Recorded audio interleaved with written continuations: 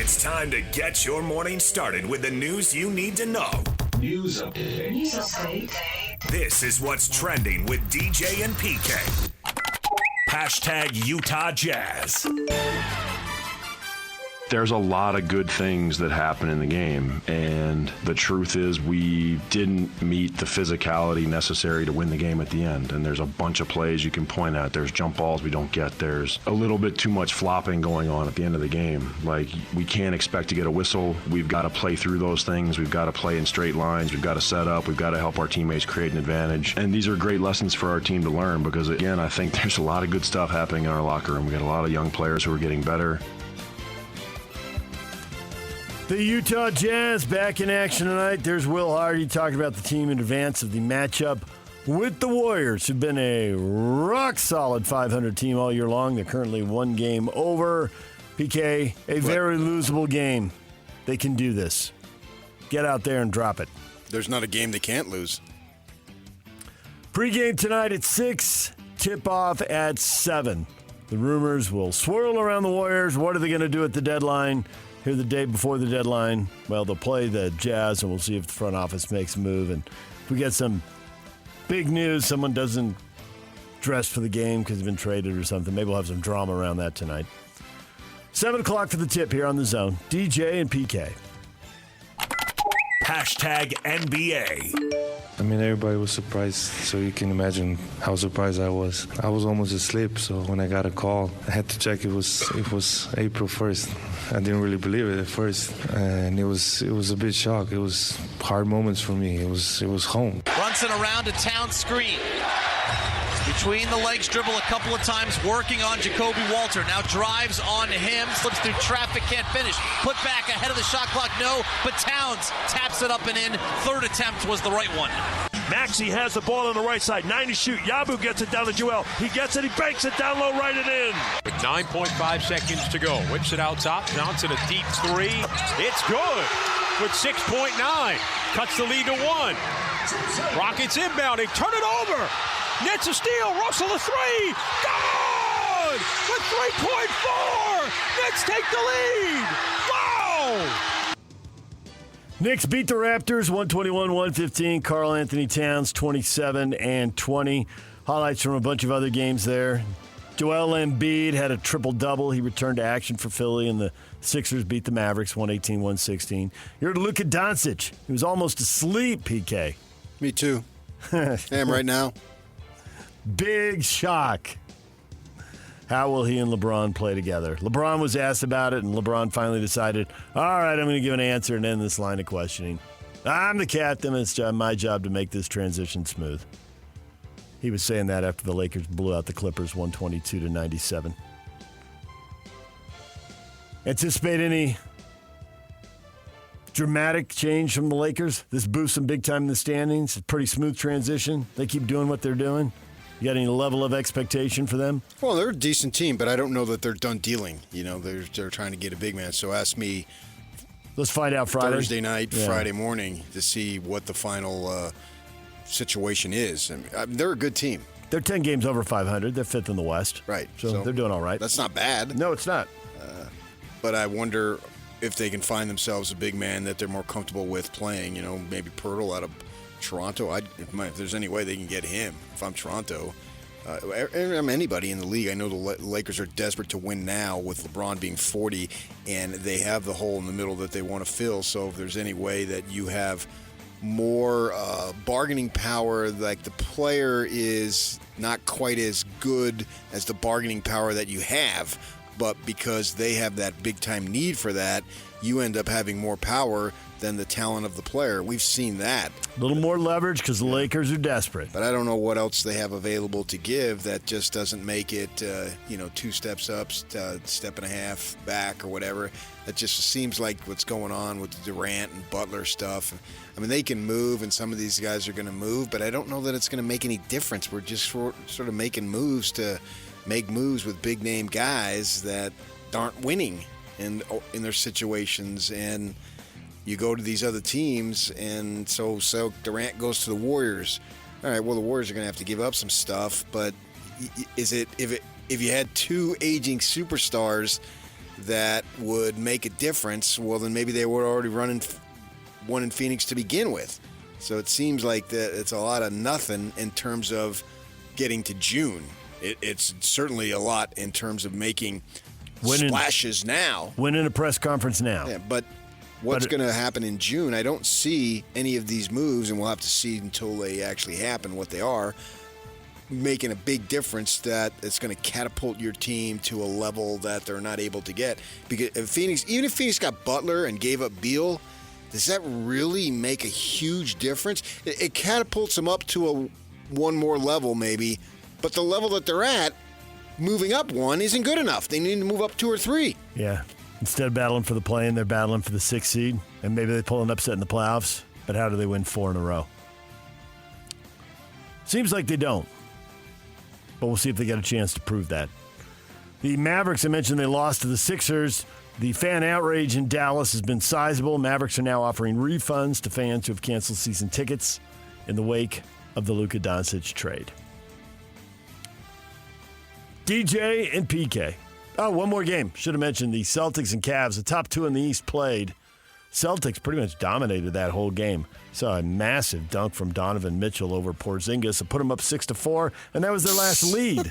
That was their last lead. You know, they're all running and flexing.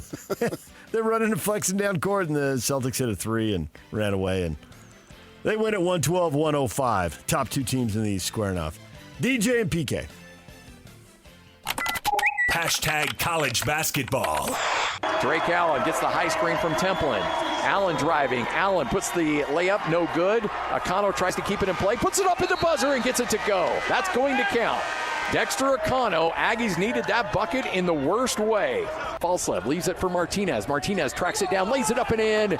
It's good. And Utah State now leads by 1, 37-36. A foul is called on Wyoming for the hit. It's an end one opportunity. Falslev spins around his man, gets up under, lays it up and in. Mason Falslev, biggest bucket of the game for Mason. The Aggies have their largest lead of 9. Utah State goes on to beat Wyoming 71-67. Those Aggie and Cougar games looked alike, PK. The visiting team was the better team, had more talent. The home team hung in there, battled for 33 or 34 minutes. And then in money time, with the game on the line, well, the better team got buckets and the other team got shut out. Yeah, maybe not perfectly shut out, but I didn't see the Utah State game, so I don't know. The Aggies held Wyoming scoreless for 5 minutes from about the 6.5-minute mark to about a minute and a half. Well, they got that bucket in the worst way. So if they didn't get that bucket, they would have lost, I guess. And then BYU was outscored 18-5 down the stretch by Arizona and then hit a meaningless 3 at the buzzer. So Arizona takes a 1-point game with a little less than 8 minutes to go and ends up winning 85-74. A meaningless bucket? Agor hitting that 3. I have no idea. I was sleeping. It was over. Yeah, why would I stay up for that? It was pointless at that point. They got guys that just aren't good enough in big games. And they can beat some of these other teams, but they don't have enough firepower. They can beat the middle or bottom of the Big 12, but the top of the Big 12 is a bridge too far. Yeah, and you can look at the box score and figure out who they are. And I thought the big difference is they let this Visar kid go nuts, 8 of 10. That was either his best or second best game of the season. That's just can't have that off the bench, man. I mean, 17 points. That's big time for that gangly dude. And then they didn't hit shots. Just weren't quite good enough there offensively down the stretch the last 10 minutes of the game. Not sure where to go and who was going to take the big shots. And the BYU is a good team, but I think they showed they're not quite good enough to play with the big boys. Something we've seen before and we will probably see again. It wasn't as bad as the Houston game, but it was at home also. And they continue to suck from the free throw line. I mean, I don't think the 7 or 5, 6 free throws, whatever they missed, was going to make a difference in winning the game. But shooting 57%, this is awful. It's awful. And in another game, it might bite them. Yeah. But in this game where they're under 30% from 3, they're not going to get it done. I'm surprised they didn't play Foose more and see if he can use his footwork and all, and his craftiness to get more offense. He had 6 points and 7 boards in 15 minutes. That's a fact. But if he's going to be the big guy in there and he's got to match up with a 7-footer, he's giving up a ton of size at the other end of the floor. Yeah, but I don't think that they were going to stop him anyway. No, I don't think that Arizona is going to go pound it into the paint. So he's given up space, but okay. But is Arizona really going to 4 out, 1 down? I don't know that really mattered. Tonight, Utah hosts Colorado, 7 o'clock tip-off at the Huntsman Center. Colorado is 0-10 in the Big 12, so chance for the Utes to pick up win 13, get to 5-6 in the league. Gives themselves a shot to get back to 500. 7 o'clock at the Huntsman Center. DJ and PK. #NFL. I don't even think it's embracing being the villains. We embrace who we are, and we believe we play the game the right way. We believe that we play with a lot of heart and a lot of passion for the game, and then we win football games. And if winning football games makes you a villain, we're going to keep going out there and doing it. Patrick Mahomes on Kansas City being the villains. Did he take some helium? His voice a little on the high side. He was talking real fast. That might have been a little sped up, perhaps, at some point. Yeah. I thought the game slowed down for him. It does, but the interviews might have been sped up. Chiefs coach Andy Reid talking about coaching for another season. I enjoy being around the guys. I enjoy the football games. You can't put in the hours that we do and not enjoy it, so I really love the game. Bring him on back for another one. The Chiefs have an agreement with Miami Heat President Pat Riley to use the phrase three-peat, worry-free if they do win an unprecedented third straight Super Bowl title. Riley owns the trademark. Presumably getting some kind of check there. Donald Trump will be the first sitting president to attend the Super Bowl. He will attend the game Sunday in New Orleans. He passed on a chance to predict a winner yesterday when asked who he thought would prevail in the big game. And I never thought you'd say his name on the air. No, there was. Atlanta Falcons quarterback Kirk Cousins said the struggles he had this past season were due in part to shoulder and elbow injuries he suffered during the season and led to his benching after a strong start to the year. Karen finally said his name. So go out there. Really?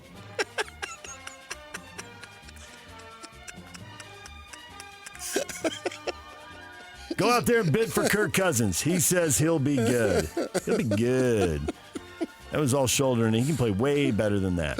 Who gives a crap, man? The Raiders or whoever doesn't have a quarterback. Whatever fan base needs a QB. The Raiders? Yeah, they need a QB. Shador Sanders, come on now. When they make the trade, which they haven't made yet. DJ and PK. #golf. Tiger Woods' mom passed away yesterday. The golfer announced in social media she was 80 years old. She had attended the golf league match in Palm Beach Gardens last week. And in a lengthy post and credited her for so much success. Saying a lot of the attention went to his dad, taking him out golfing, working with the swing. But she really made him who he was. It was literally. Long, heartfelt. Right. Charlie Hoffman. It's your mother. Charlie Hoffman wrote a letter to his fellow PGA Tour players addressing the slow pace of play and other issues within the ranks. We've taken a lot of heat over the past few weeks about slow play, and yeah, it's an issue for our fans, for us as players. Golf's a tough game. When conditions get extreme, it takes time to play it the right way. We all need to take responsibility to be ready when it's our turn to play and having the awareness to realize that we're out of position and speed up even before the rules official shows up. He also called out stars for not playing as much. Make it as fast as you can, but at the same time, the tournament last week at Pebble Beach with Rory had massive ratings. So, are they playing that much slower when Tiger was doing his thing and a lot of folks were watching? I think it's more about stars being available. Rory was talking about that. Maybe we don't play every week.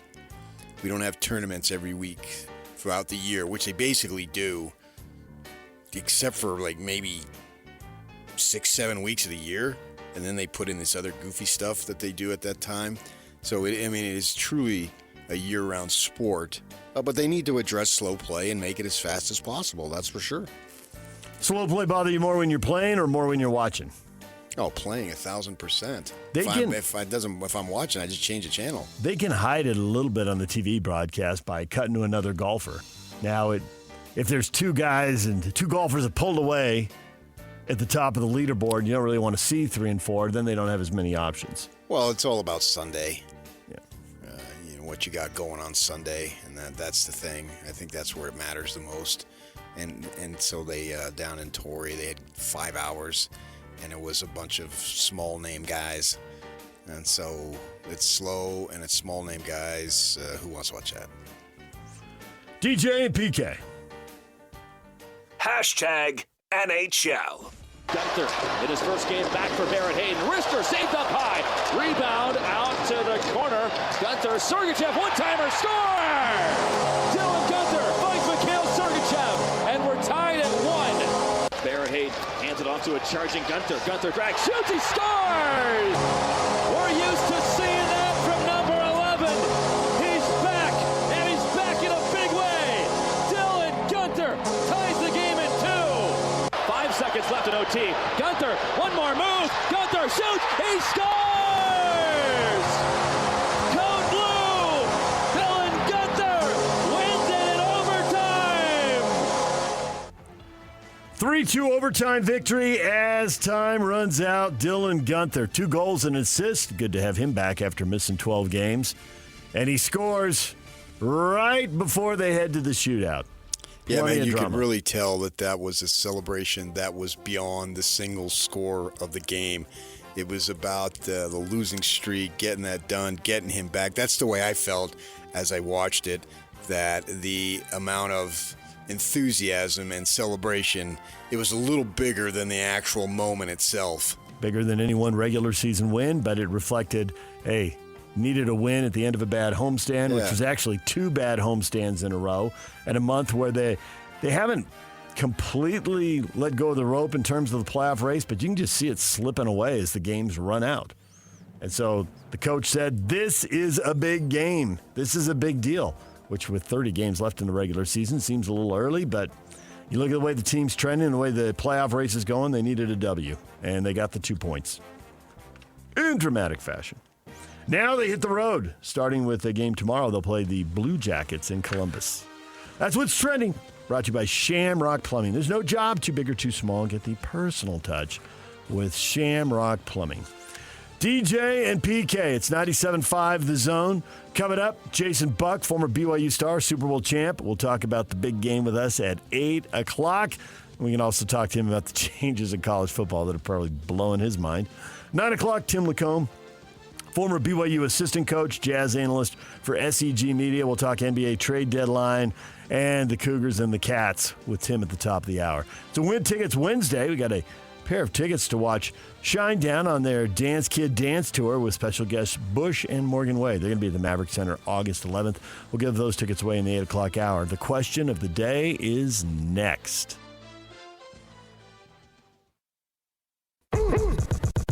Ladies and gentlemen, may I present... This is JJ and Alex. That's what I'm going to do. I'm going to invent a food line that you just invent by putting stuff in your pocket, and that's how it gets heated up. No need to We don't need appliances. Yeah, put it under. But have you ever seen those like Indian street food Instagram videos? I go down that rabbit hole sometimes. What does the algorithm say about us? I know there's some weird stuff that pops up. Mine is all sports and food stuff. That'd be accurate. If I had to guess, that would probably be accurate. And I do the thing too where I'm like, I like that recipe. I'm going to send it to myself. And then I see myself in the mirror as I walk by something in a building. I go, who are you? What's your problem? That's me. I've started to do that. I send myself Instagram recipes that I can try out on the weekend. I've become like a segment on Studio 5, breaking it out. And I saw this on Instagram. I wanted you to try it. My goodness. You start your own cooking show. Oh, I like to cook. I'm one of those guys. Can you do a cooking show on the radio? Catch JJ and Alex afternoons from 3 to 6. Presented by G2G Bars on 97.5, the KSL Sports Zone. Guys, Valentine's Day is almost here. What better way to say I love you than with an original, cozy, and classy Minky Couture blanket? Save 50% using promo code ZONE50 in stores and online at minkycouture.com. Minky Couture has got you covered this Valentine's Day. Question of the morning. Big 12 football schedules are out. They came out during the final hour of the show yesterday. Utah at BYU. Homecoming weekend, October 18. What do you think? You good with that? A little too early? I don't know the start time.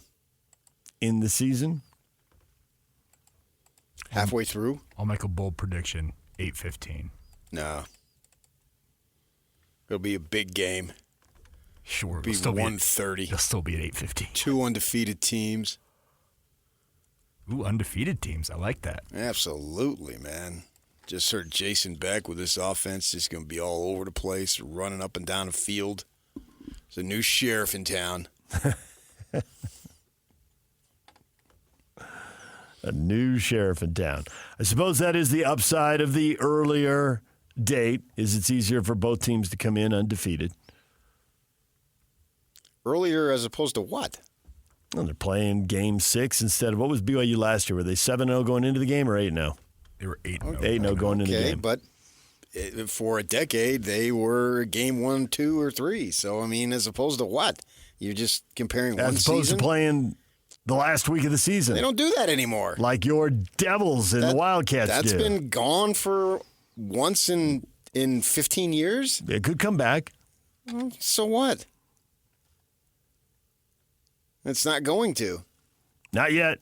Well, there's maybe never. Who pushes for it? I don't know that either one does. They might actually push the other way and say we don't want a big emotional game right before the conference title game if you got to turn around and go play in that, which is, a big old if, but nonetheless, planning ahead, trying to anticipate. The if question, the if word.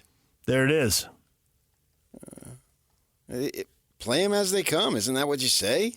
That is what Kyle has said a million times. So what difference does it make? Well, there's a tradition of rivalry games at the end of the year with some schools. There's no tradition here anymore. I mean, we're running on 14, 15 years. They could go right back to it if they chose, but they don't choose. Who's they? Utah, BYU, and the Big 12 and the TV networks, the people who do the scheduling. So apparently, I don't know that that's true. Are they gonna, if the conference says no, are they going to sue them? Are they going to leave? I mean, what are they going to do? Talk them into them. Tell them this needs to happen. But they think they need big TV games all over the schedule. It would only be a short time anyway. That tradition is gone. It could come back. No, it won't, because then they'll go their separate ways potentially again, or they'll get morphed into some big deal. And that tradition is over. Deal with it. I mean, why live in the past? Doesn't make any sense. And Kyle keeps saying that they're going to go into something else, so who knows if they'll even play. Who knows? But for this year, we could have had it. We just don't. So what? Disappointing. I like tradition. And it's not just these guys. It's college football tradition. That's when most rivalry games are played. It's why it's called Rivalry Weekend.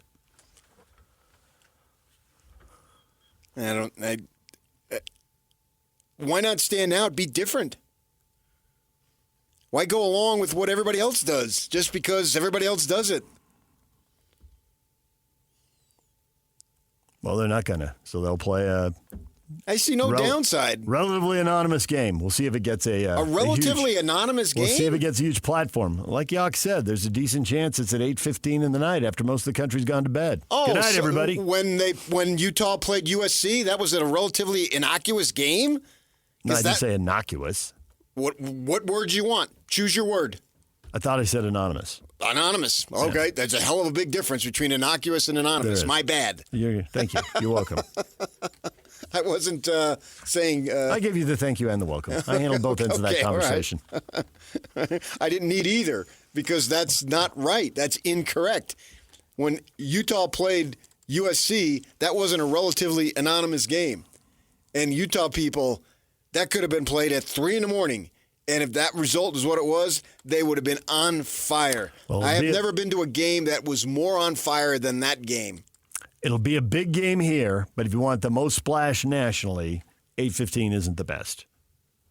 Yeah, but that's TV. I mean, I know. It is. They could play it. And I think that's why they're playing in October. Okay, they need big TV games every week. Well, now it's a relatively anonymous, and now it's a big TV game. I'm confused. Well, by Big 12 standards, it's one of the best games that they can put on a TV schedule.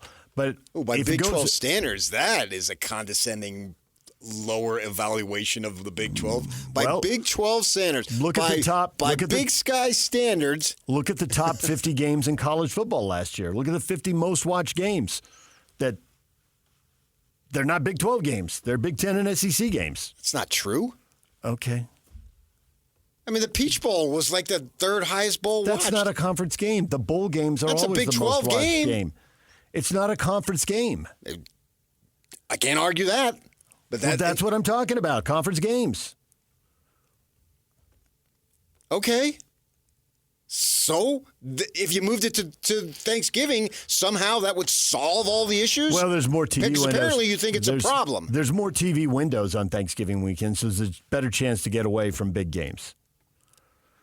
Because you're right, if these teams do both get to 6-0, it could get the 1:30 time slot.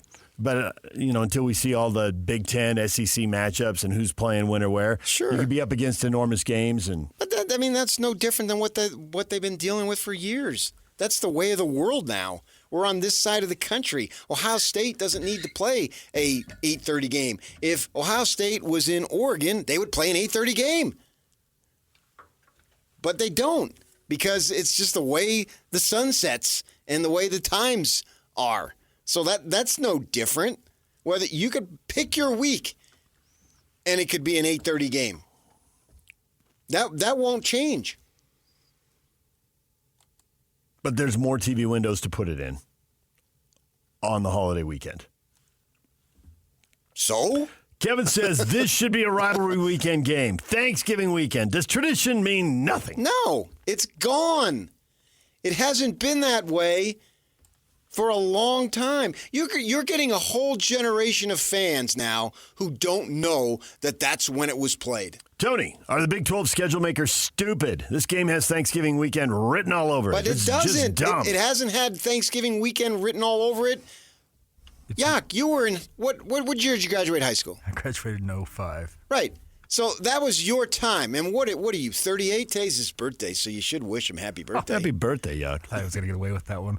But your point is well taken. They've played once on Thanksgiving weekend in the last 15 years. Right. So that's he gone. already said that. So, but the point is the generation. They don't know anything about that. They're not used to it. My generation and your generation, used to it. Well, we're talking to my generation, your generation. Yeah, but that's now. We're going to die. Okay. Well, it's thanks for the update. Well, that's only temporary. Generations come and go. And as it continues to go. It's Yak's birthday. Why don't you tell him when he's going to die? How long you got, Yak? What do you think? Why are you fixated? Happy birthday. I'm not a hardcore TV guy where, hey, slow down on the freeway because you might get hurt and we love you, so watch us. I mean, that's not who I am. I'm going to speak the truth. We're going to die. Get over it. Okay, well, he's probably got 40 years. So they could play a few rivalry games Thanksgiving weekend when college football rivalry games are usually played. But the problem is, if you look at the Big 12 schedule this year, there's one on Thanksgiving weekend. It's the Territorial Well, Cup. it's a league that really only has 3. Yeah. They're stratifying. I'm trying to find TV windows. But agreed. But I think they're hurting themselves by doing that. Oh, they're not. They're not at all. What difference would it make? How are they hurting themselves? Well, what would they have gotten? Would they have gotten 2 bids into the playoff if they had played? It sounds good they're hurting themselves, but what are they actually hurting? Give me something tangible rather than my feelings, because I grew up that way, so that's the way it should be, because I say so, because I don't like it. Can we have more about I here? John is with you. Meh. Who cares? Now, that is an old man answer right there. Meh. It's a huge game whenever they play it. Aaron, give me the last game of the season, please. They don't need it. That's what's so awesome. You say, well, what about the Arizonas? Well, I could say they need it. Here, this rivalry is so great that they don't need that. They don't need tradition. They're a tradition unto themselves. Whenever they play, the first game, the third game, the last game, the middle of the season, the second week in November, it doesn't matter. That's what's awesome about this. You hold the trump card. You can pick wherever you want it to be, and it will be huge either way. That's what's awesome about this. I have no idea if Arizona and ASU played in October, how big of a deal would it be? And they're going to get stuck at 8:30. That's the nature of the conference. So be it. I lived in L.A., and they had late games being played when the two L.A. schools played. I remember them. I was there. Sometimes they played in the day. Sometimes they played late at night. All right. But nobody's went a big deal about it. You play when you play. That. Once you sold your soul to TV, you can't turn around and complain about the TV start times. There's a reason they give you the money they give you. Yeah. So it goes hand in hand. And whenever it is, and half of the country. So if they played it at 1:30, then, man, Vermont, the streets, you could have went out and just did whatever you want in Vermont because BYU and Utah are playing at 3:30 in the afternoon. Vermont just stops. It ceases to exist when BYU and Utah play in the afternoon. Turn off the streetlights, people. We don't need them. Vermont do to you? We don't need the green, yellow, and red lights. Well, Because Vermont's just different than New Hampshire. I think New Hampshire would have totally blown it off. But Vermont would have locked down.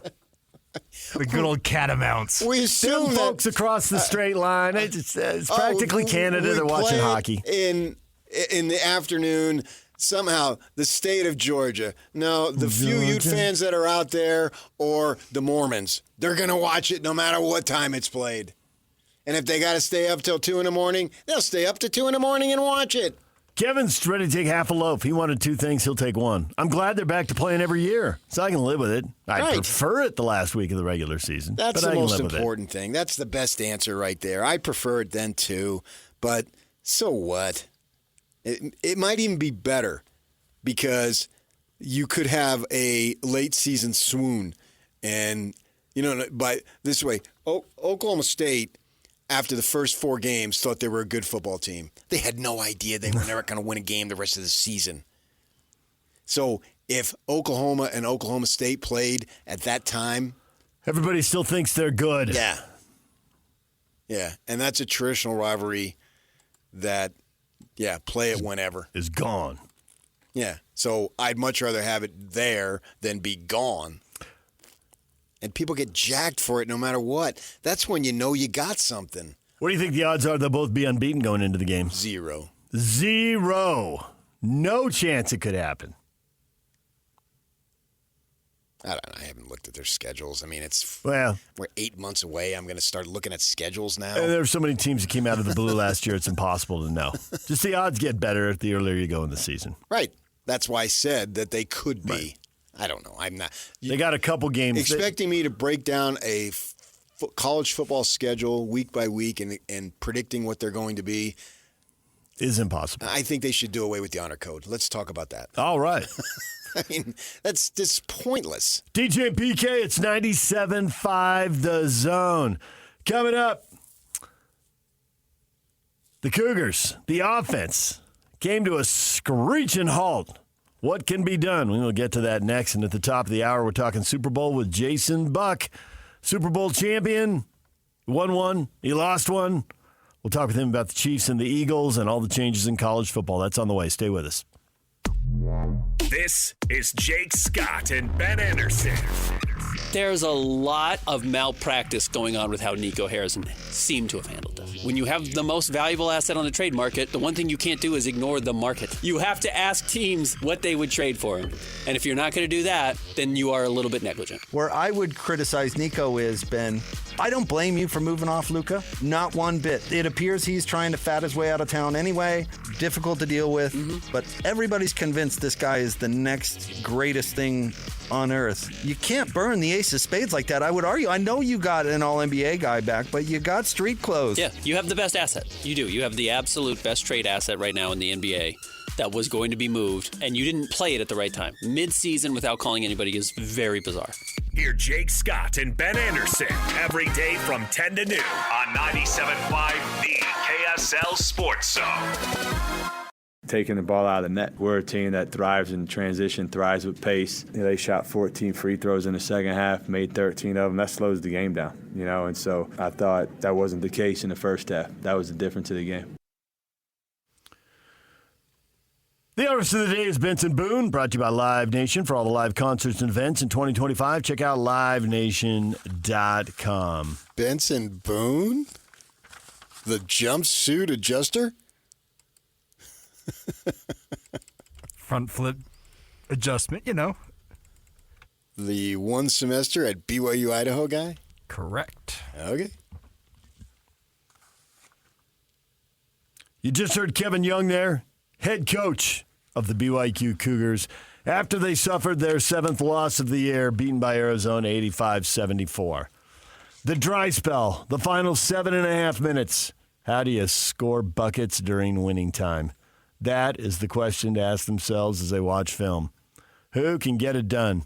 Because in the starting lineup, outside of Kebakeda, who mostly gets dunks and putbacks, nobody was able to shoot 50% from the floor. It was a struggle for the that's why I was surprised starters. they played Chiori so bad, so little. I mean, not so bad. That didn't make any sense. I realize he's smaller, but they still got, with Keda playing a lot more, got out-rebounded 45-30. It's not like you were hanging in there with him. Right.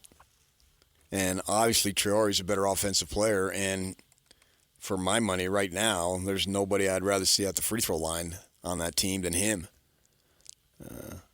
He has a smooth, nice stroke there, and I feel, after what I've seen, I feel most confident. I appreciate what Dallin Hall did, gave him a big lift there in that second half. It's like he was thinking, hey, if we're going to go down, man, I'm going to just lay it all out there. And that was fun to see him be that aggressive and just play with the confidence that we really haven't seen that much this season.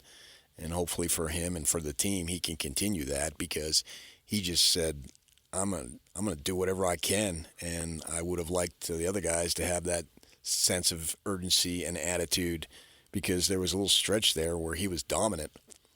And, where are they going to go? And Agor, he's not a good shooter. Everybody knows that. But try to get to the basket more. My gosh, you can do that. And you're so tall and you handle the ball so well. You can go either hand. Doesn't matter which side of the hoop you're on. But they just couldn't get it going there. And they weren't stopping the Cats either. 85 points is a lot of points to give up and think you're going to win, so we can talk about offense a lot. And that last 7.5 minutes, it was glaring. I mean, they couldn't score. They also really had no chance to stop Arizona. 85 points is way too many. They haven't looked good against the ranked teams. There's, depending on the week, there's 4 or 5 Big 12 teams in the poll. There's 5 right now. How many of those teams are the Cougars going to beat by the time this season's over? I mean, we've seen them come up short a couple of times, and you've really seen anything that makes you think they're going to do it. I suppose with the 3-point shot, you always can and shoot it really well one day and then get somebody. Well, I don't know that they need to beat any of those teams to get to the NCAA tournament. Just the fact that you play them and play with them can help your ranking and rating. And as long as you take care of business in all the other games. Yeah. Or most of the other games. Yeah. Right. So what's their conference record now? They're 6-5? They are. So they got 9 games to go. Well, history says, I mean, we just spent the whole last segment just buried in history and tradition. And if they win 5 of them, history and tradition says they'll get in. That's the most important thing. Find a way to win 5 of the next 9. Yeah. I guess they got 10 games left. Conference tournament game. Yeah, they may have more than that, but we know they have 10 games left. Although they don't really, it doesn't really count on your conference regular season record when you're being judged on that. When we talk about, if they go 11-9, they'll get in. That 10th game, that counts, but it doesn't count against that 11-9 type thing. So it was it wasn't a devastating NCAA tournament loss, but it was a bad loss in that you're not as good as them. And right now they're in first place, so you weren't going to win the league anyway. In 2 years, if you had these kids stay around, that might be another story, but it's probably not going to happen. So no sense worrying about that. But still find ways to win some other games and get yourself in the tournament. And then for Kevin Young's first season, you can spin that as a positive. And going forward there, I think the prototype of we run things like an NBA front office. He was talking about that again this week. I mean, they love to talk about that they've got a front office and they've got a training staff and everything's an NBA model. That's a good selling point, and it has worked, so you can't deny that. But it still comes down, do you get to the NCAA tournament? What are you doing here? And do you win a game or two when you get there? Is that all going to pay off? I think eventually it has a good chance to. You got to give him time. This is his first year into it, and so many things are new. He talked about, it's funny, and I want to ask Steve Cleveland this next time we talked about it. I felt like I was listening to Steve almost 30 years ago. Man, you get in a conference, and they know everything about you, and the intensity wraps up. It's a possession game. I heard Steve that before. talk about that when I was a kid, right? And covering him, because it was new to him when he was first starting out at BYU. So here we are, not quite 30 years later, but I'm hearing the same stuff by a first-year guy. And Steve had not coached at that level until he got to that level. It's the same thing here. He's not coached at this level until he's in this level. I mean, he's coached at a higher level, but I'm talking about this level. And he brought that up. And then he talked about how he told his wife, we only got 10 games left, and she fell off the couch. Because in the NBA, you always have dozens of games left. It seems like the season never ends. And here, man, you're already halfway through. You're past halfway. And so with all that in mind, I think there has to be an allowance for a development of a program a bit. DJ PK, it's 97.5 The Zone. Super Bowl champ Jason Buck talking Chiefs and Eagles next. Stay with us.